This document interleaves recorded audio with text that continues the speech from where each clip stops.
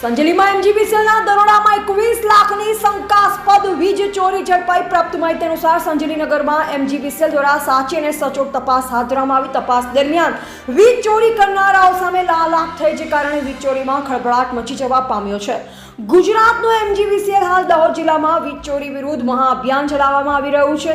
સંજેલી નગરમાં અને સંજેલી તાલુકામાં 2300 જેટલા કનેક્શન આવેલ છે, જેને લઈ ગુજરાતનું એમજીવીસીએલની ટીમ દ્વારા સંજેલી નગરમાં અલગ અલગ જગ્યાએ ફરી તપાસ હાથ ધરવામાં આવી. 2300 કનેક્શનમાંથી 110 કનેક્શન ચેકિંગનું આ મેગા ઓપરેશન 21 લાખ જેટલા શંકાસ્પદ વીજ ચોરી ઝડપી પાડવામાં આવ્યા છે, જે કારણે વીજ ચોરોમાં ભારે ફફડાટ જોવા મળ્યો છે. ટીમ દ્વારા સંજેલી નગરમાં ઝીણવટપૂર્વક તપાસ કરતા 6 જેટલા શંકાસ્પદ મીટર જપ્ત કરવામાં આવ્યા છે.